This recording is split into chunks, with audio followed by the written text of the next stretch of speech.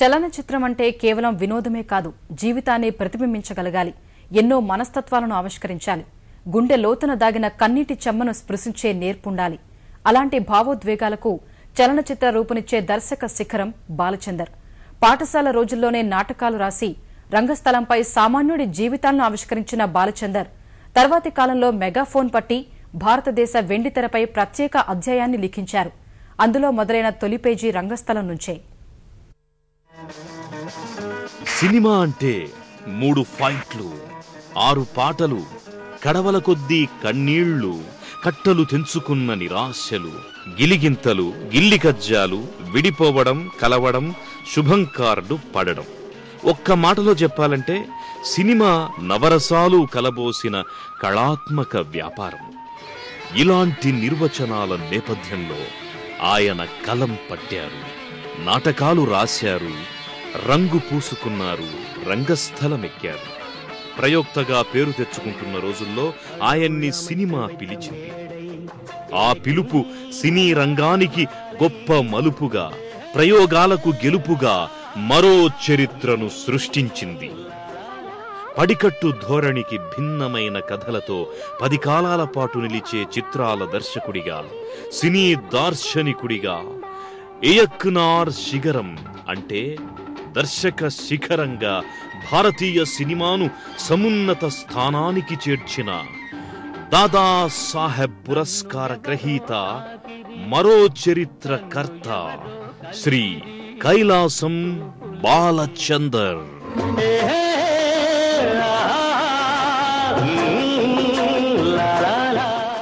1930 July 9.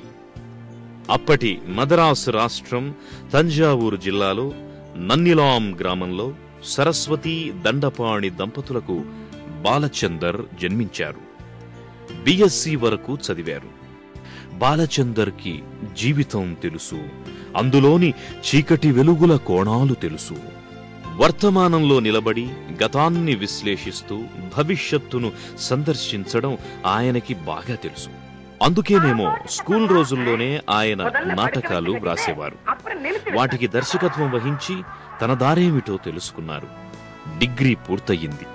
అప్పటి మద్రాసు నగరంలోని AGS ఆఫీసులో ఉద్యోగం వచ్చింది. 1949 చెన్నపట్నంలో అడుగుపెట్టిన బాలచందర్కి సానుకూల వాతావరణం స్వాగతం చెప్పింది. ఒకవైపు ఉద్యోగం చేస్తూనే మరోవైపు ఆంగ్ల భాషలో నాటక రచనకు శ్రీకారం చుట్టారు. ఆయన మేజర్ చంద్రకాంత్ నాటకాన్ని ఆంగ్లంలో రాశారు. దృష్టి సవాలును ఎదుర్కొన్న ఓ నడివయసు రిటైర్డ్ ఆర్మీ మేజర్ కథగా మేజర్ చంద్రకాంత్ నాటకం రూపుదిద్దుకుంది. రంగస్థల అభిమానుల ఆదరణను విశేషంగా చూరగొంది. అదే పేరుతో తమిళంలో సినిమా కూడా వెలువడింది. నాటకంలో కీలక పాత్రను పోషించిన సుందర్ రాజన్ తమిళ చిత్రంలో అదే పాత్రను ధరించారు.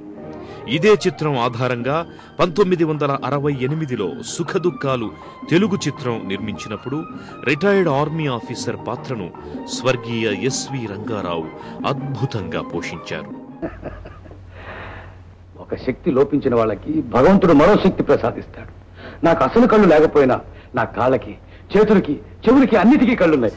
సుమారు 12 ఏళ్ల కాలంలో బాలచందర్ తమిళనాట కొత్త సంచలనాల నాటక రచయితగా, దర్శకుడిగా అద్భుతాలను ఆవిష్కరించారు. ఆయనకంటూ ప్రత్యేకమైన బృందం ఏర్పడింది. సుందర్ రాజన్, నగేష్, శ్రీకాంత్, షావుకారు జానకి వంటి ప్రముఖ సినీ తారాగణం బాలచందర్ నాటక బృందంలోని వారే.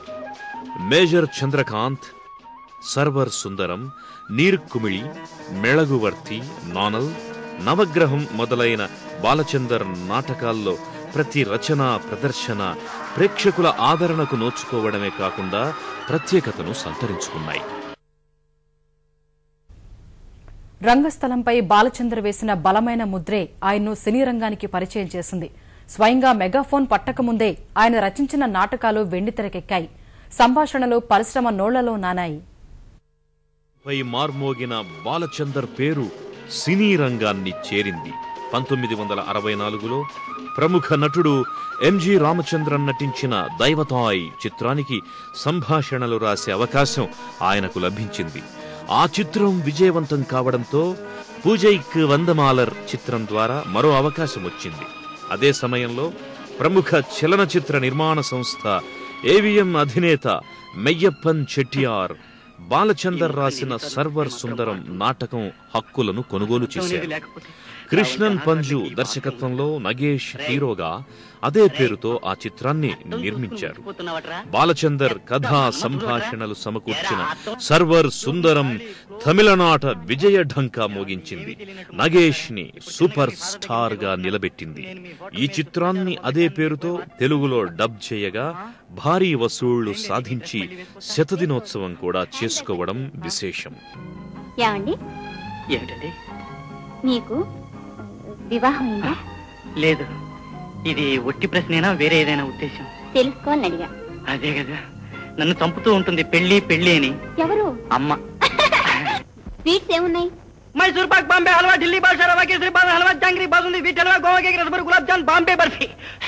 కళ్ళు మూసుకుని జాబితా అప్పగిస్తున్నారే? 25 రోజులుగా ఇదే కదండి వల్లిస్తున్నాను. అసలు అవేమిటో కూడా తెలియటం లేదే. అది మీరు తిన్న తర్వాత కూడా ఏమీ తెలియదులేండి. సినీ రంగంలో బంగారం లాంటి అవకాశాలు వస్తున్నా ఆయనలోని మధ్యతరగతి భయాలు ఉద్యోగానికి రాజీనామా చేసేందుకు మొగ్గు చూపలేదు. మిత్రులు మాత్రం ప్రోత్సహించారు, ఉద్యోగాన్ని విడిచిపెట్టమంటూ ఒత్తిడి చేశారు. ఆ సమయంలో ఏవిఎం చెట్టియార్ ఆయనకు భరోసానిచ్చారు. బాలచందర్ ప్రభుత్వోద్యోగానికి రాజీనామా చేశారు. తాను రాసిన నీరుక్కుమిళ్ నాటకాన్ని అదే పేరుతో ఏవిఎం సంస్థ పక్షాన తెరకెక్కించారు.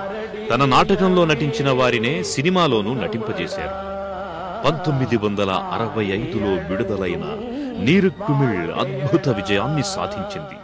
ఇదే చిత్రం ఆధారంగా తెలుగులో సావిత్రి దర్శకత్వంలో చలం హీరోగా చిరంజీవి చిత్రం తయారయ్యింది. తమిళ ప్రేక్షకులకు బాలచందర్ పనితనం నచ్చింది. ఆయన ప్రతిభలో కొత్తదనం కనిపించింది.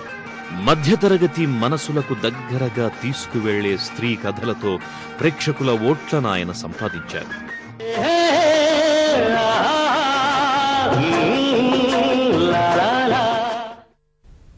అభ్యుదయ భావాలు, మధ్యతరగతి మనుషుల అంతరంగాలను వెండితెరపై ఆవిష్కరిస్తూ తమిళ ప్రేక్షకుల హృదయాలను గెలుచుకున్న బాలచందర్ అందులో కొన్ని అజరామర చిత్రాలను తెలుగులోనూ చిత్రీకరించి తెలుగు ప్రేక్షకుల మనస్సు గెలుచుకున్నారు.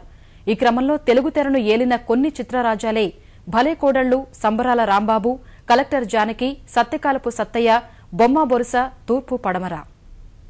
1967లో ఆయన నిర్మించిన బావకా విజయం దీనికి చక్కని ఉదాహరణ. ఇదే చిత్రం తెలుగులో భలే కోడళ్ల పేరిట బాలచందర్ దర్శకత్వంలోనే వెలువడింది. తాహతుకు మించి పరుగులు తీసే మధ్యతరగతి మహారాణులకు గుణపాఠం నేర్పిన చిత్రమది.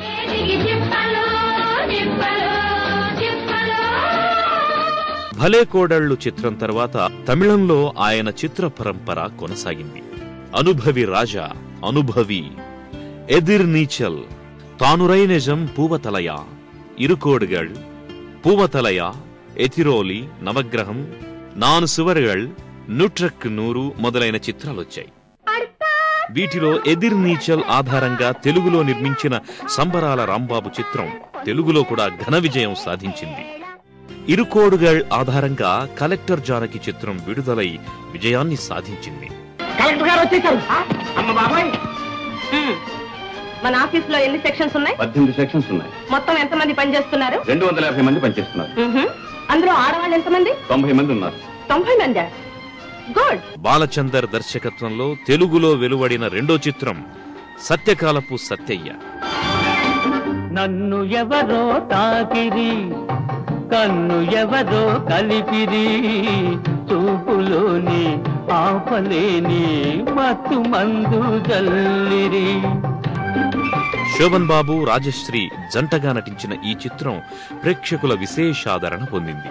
బాలచందర్ తెలుగులో దర్శకత్వం చేపట్టిన మూడో చిత్రం బొమ్మ బొరుస. చల్ రే బేటా చలాకి బేటా, చల్ రే బేటా చల్, రాయి రాయమని దూసుకుపోరా జట్టా బేటా, ఈ మనుషుల కన్నా నువ్వే రైటుర రాజా బేటా, ఈ మనుషుల కన్నా నువ్వే రైటుర రాజా బేటా. ఇందులో చలం, ఈశ్వర్ లక్ష్మిల మధ్య బాలచందర్ సృష్టించిన పోటీ సన్నివేశాలు ప్రేక్షకుల మన్ననను పొందాయి. మీరెప్పుడైనా రామాయణం చదివారా? పోని విన్నారా? రావణాసురుడి ముందు హనుమంతుడు ఏం చేశాడో తెలుసా? నువ్వు అటువంటి కోతివని నాకు తెలుసు. నేను కోతినా? మరి నా తోకేది? నువ్వు తోకలేని కోతివి. ముందు మర్యాదగా అక్కడి నుంచి వెళ్ళిపో. వెళ్ళడానికి రాలేదే. మరి ఎందుకు వచ్చావు? అత్తగారు. అయ్యో, పాపిష్టి నన్ను అత్తగారు అనుకో. 1973 నుంచి సరికొత్త పంథాను అనుసరించారు. తక్కువ బడ్జెట్తో, కొత్త నటీనటులతో, విభిన్నమైన కథలతో, దర్శకుడే హీరో అనిపించే సినిమాలతో ప్రేక్షకుల అభిమానాన్ని గెలుచుకున్నారు. వీటిలో మొదటిది ఆరంగేట్రం.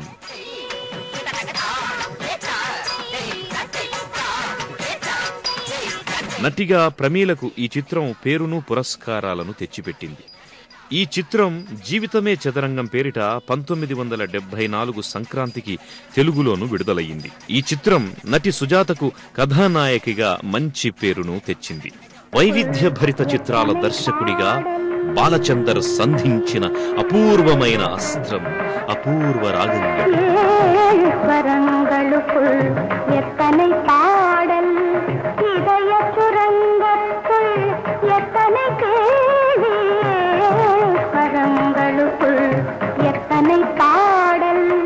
తనకన్నా పెద్ద వయసున్న హీరోయిన్ని హీరో ప్రేమించబోవడం, హీరోయిన్ కుమార్తె పెళ్లి చేసుకోవాలనుకోవడం, చిక్కు ప్రశ్నల, మానసిక సంఘర్షణల, మొత్తంగా ప్రేక్షకుల్ని ఉక్కిరి బిక్కిరి చేసిన చిత్రం అపూర్వ రాగంగళ్. తమిళ ప్రేక్షకులు విశేషంగా ఈ చిత్రాన్ని ఆదరించారు. అనేక పురస్కారాలను కూడా పొందింది ఈ చిత్రం. ప్రముఖ దర్శకుడు దాసరి నారాయణరావు సారథ్యంలో తూర్పు పడమరగా తెలుగులోనూ విడుదలయ్యింది.